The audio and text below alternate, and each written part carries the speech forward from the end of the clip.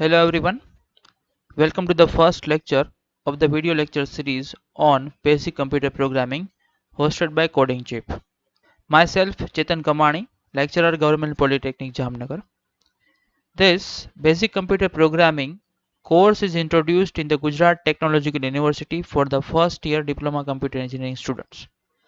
In this course, it has 6 different units from flowchart and algorithm to basics of C to decision statements and control structure, arrays and pointers, functions, and the last one is structure, union, and files. In this video lecture, I will start from Unit 1, that is flowchart and algorithm.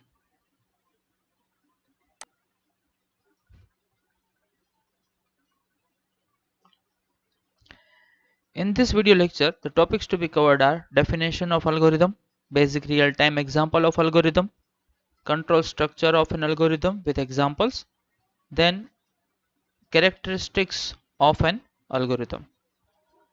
So these are the session outcomes.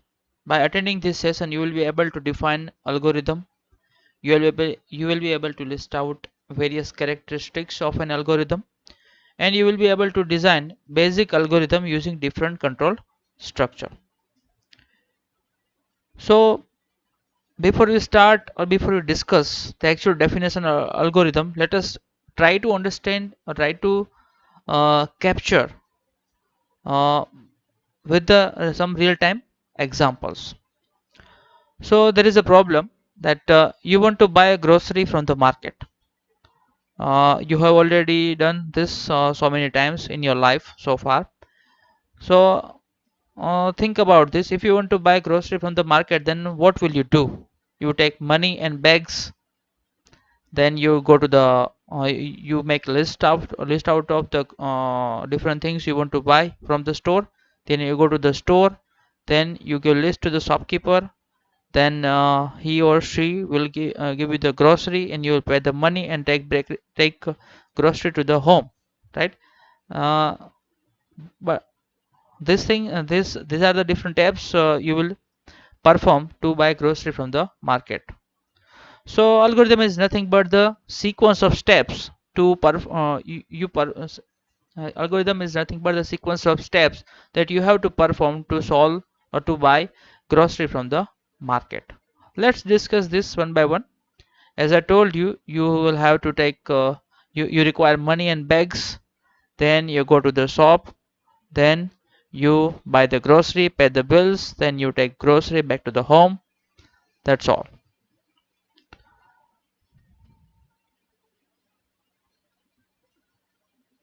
That's it. Then whatever you have done in to buy grocery from the market, that you have to list out, and it would be your algorithm. So as you can see, step 1 of an algorithm is always start and the last step is always stop. So whatever we have discussed in the previous slide, let me list out all the steps one by one. Step 1, you can see the start. Okay, step 1 start. Step 2, get ready, take the money and bags. Step 3, go to the market. Step 4, find the groceries to buy. Step 5, pay the bills. Step 6, take back groceries to home. And the last step is stop.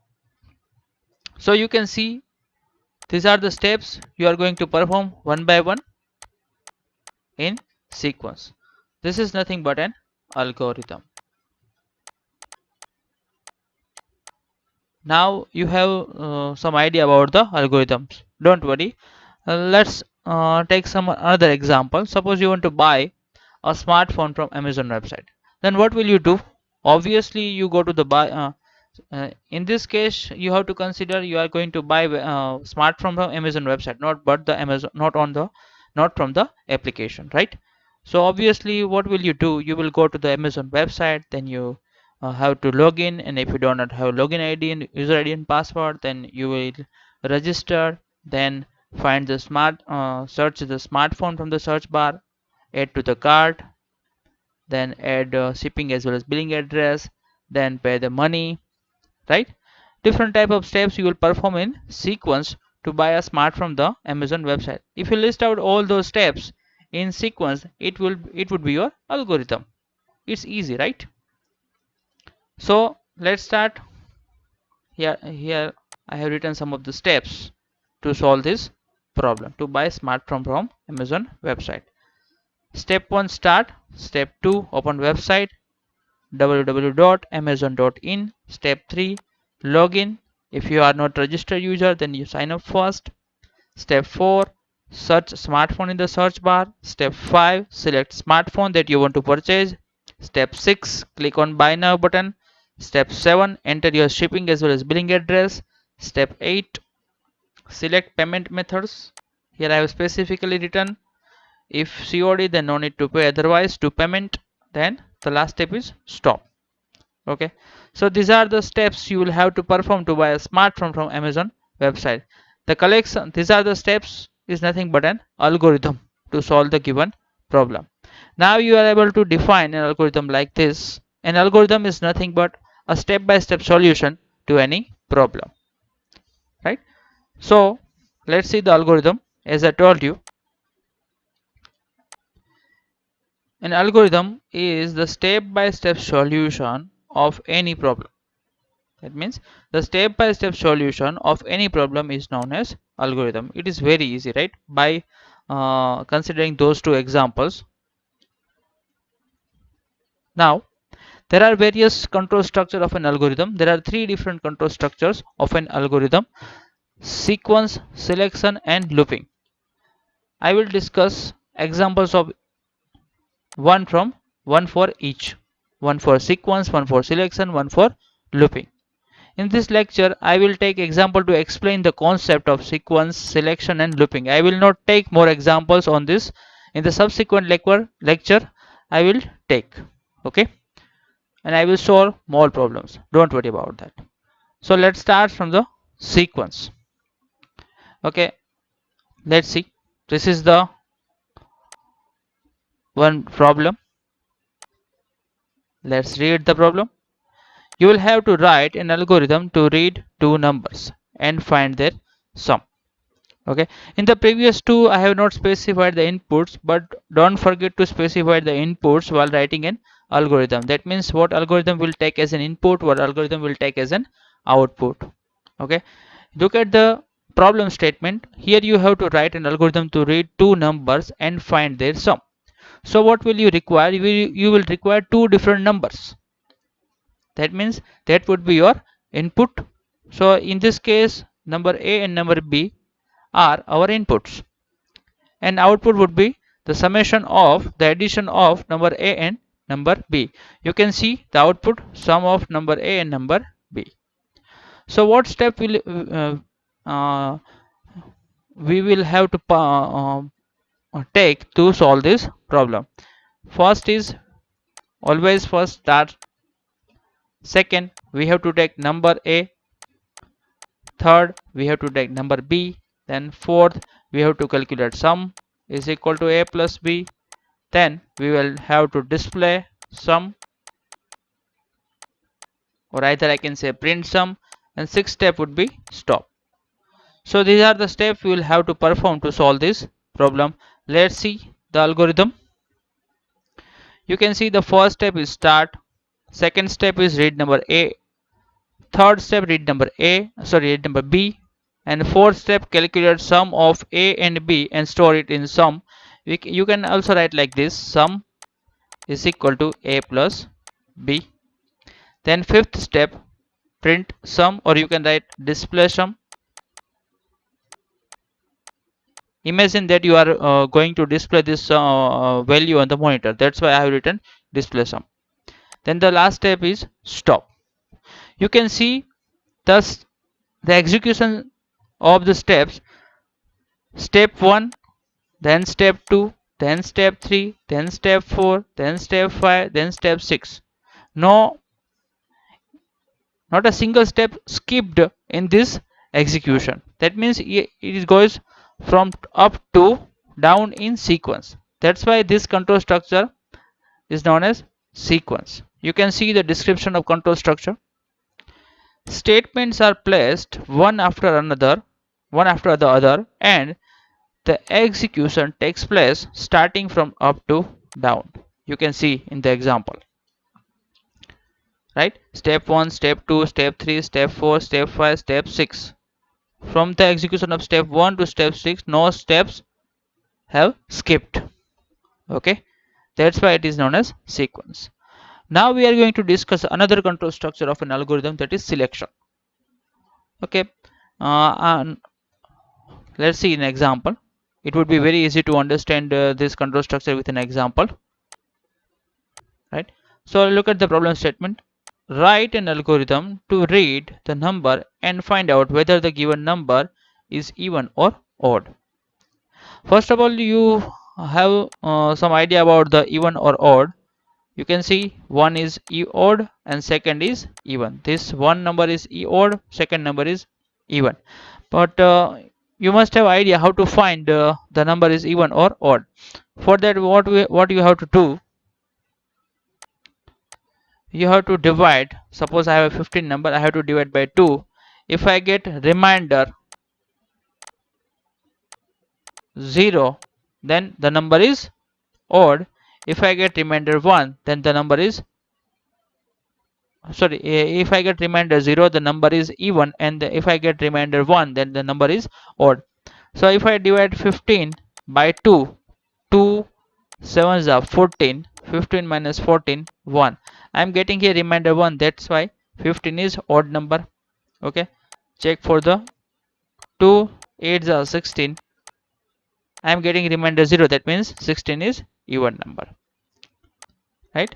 So what are the inputs you have to take to solve this problem? You have require one number that you have to take as an input, and output, whether output, what would be the output? The output of this algorithm would be whether the particular number is even or odd. So you can see the input here. Input is read number as a, you have to take any number, and the output would be whether the number is odd, a is odd, or a is even. Okay, let's see the solution. Step 1, start. Okay, I'm then read number as a, I am giving input 15 here, so the value of a would be 15. If a modulo, this is known as modulo operator in C language. Modulo operator, modulo operator, this operator is used to, this operator is used to find remainder. Okay, suppose if I have written like this, 15 modulo 2, it will give 1. 16 modulo 2, it will give 0. I think all of you are getting this. If you do not, if you are not able to getting this, then do comment section. I will share some good links to understand this concept, right? Now here I given a 15, 15 in a, that means the value of a would be 15.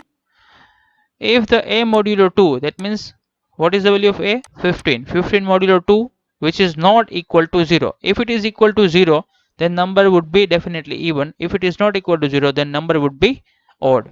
You can see if this condition becomes true, then go to step number 5.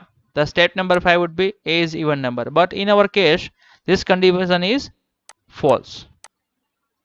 So instead of going step number 5, our control will directly go to the step number 4, and we will get print a is odd number.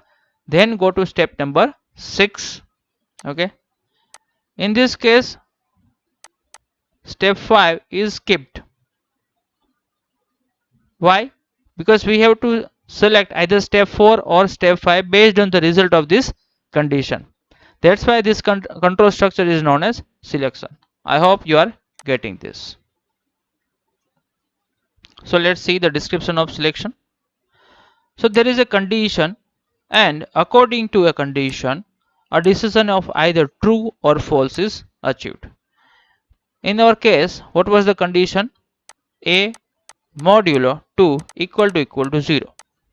If this condition becomes true, then the particular step will execute. If it is false, then the particular step will execute. I hope you are getting this. Now we are going to discuss another control structure, that is looping. Looping means something we have to perform repeatedly. So here is the problem. To understand this control structure, write an algorithm to find the factorial of a given number. First of all, you must have idea about the factorial before writing logic for this algorithm. So what is factorial? It is a mathematical concept. It is written like this: 5 factorial. Okay, so what is 5 factorial? 5 into 4 into 3 into 2 into 1, it would be 120. What is 6 factorial? 6 into 5 into 4 into 3 into 2 into 1, it would be 720, like this. Okay, remember 0 factorial 1 and 1 factorial 1, do not forget this. So I hope you have idea about the factorial number. So the problem is you have to write an algorithm to find the factorial of the given number. Obviously you require what? One input, that is one number. And what would be the output? The output would be the factorial of that entered number. You can see the input here. Read number as A. You can see the output, factorial of A. Let's see the step-by-step solution.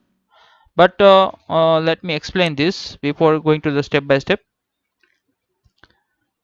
Okay. Wait.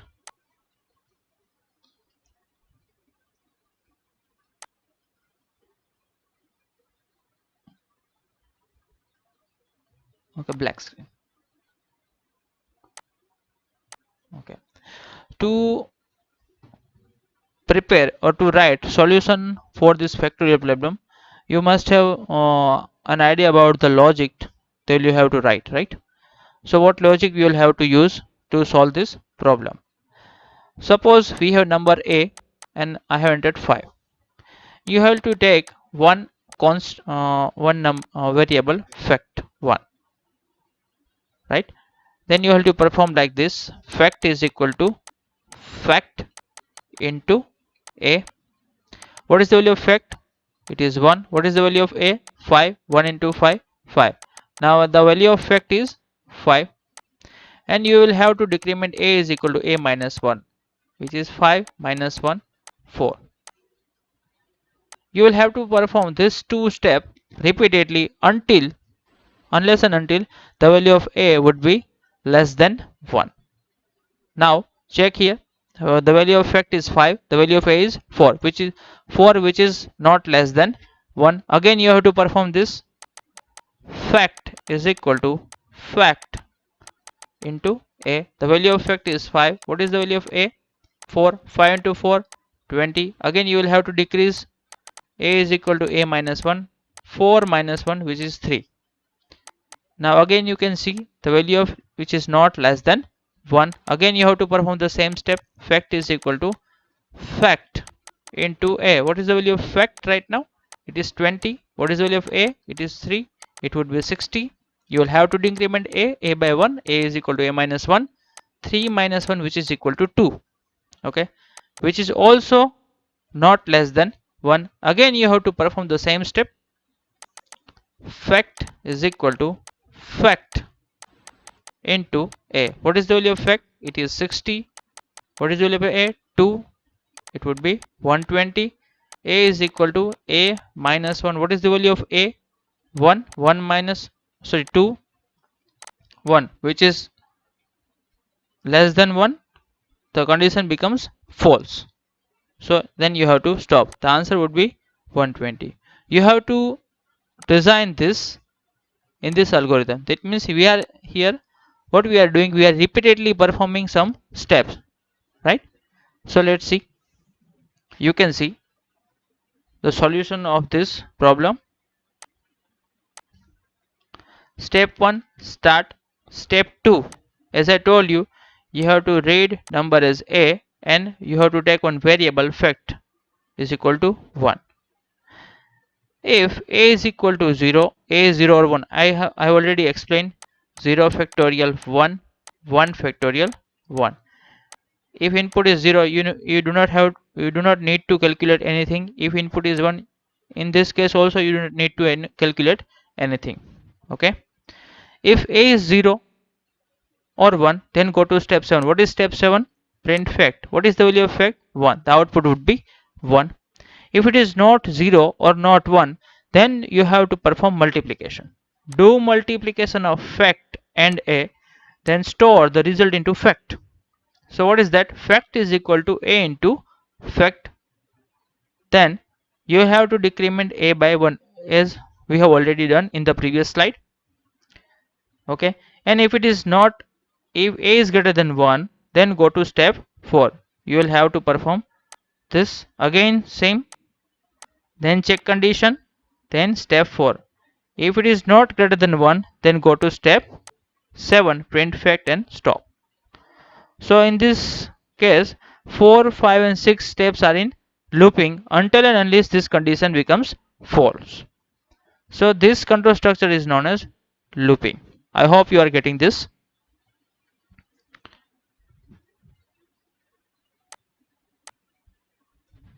Okay. Now this is the final topic for this video lecture. Characteristics of an algorithm. So there are 6 characteristics of any algorithm: input, output, unambiguous, finiteness, feasibility and independent.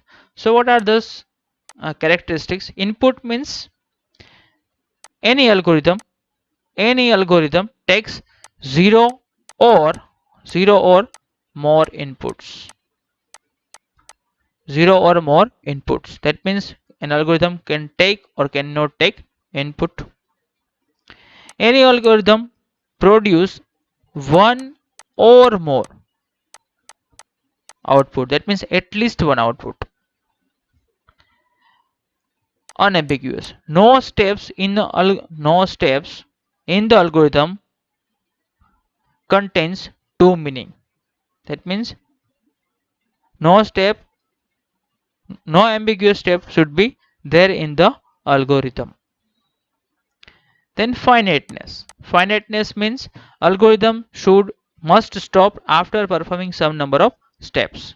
It does not go into infinite loop. Then feasibility. Algorithm, whatever algorithm you develop, that must be executed with the available resources. That must be feasible with the available resources. Then the final one is independent. Independent means whatever algorithm you develop, it must execute on each and every language. That means it should not specific to the particular language. So these are the 6 characteristics of any algorithm. An algorithm takes 0 or more input. An algorithm takes an algorithm produce one or more outputs. No steps in algorithm should be ambiguous. Then algorithm should stop after executing some number of steps. Algorithm should be feasible with the available resources, and uh, the the steps that you have developed, that you have written in the algorithm, must be executed on each and every language. It should not be specific to particular language. As I told you, an algorithm should have 0 or more well-defined inputs. An algorithm should have one or more well-defined outputs. Unambiguous. That means a perfect algorithm is defined as unambiguous, which means that its instructions should be clear and straightforward.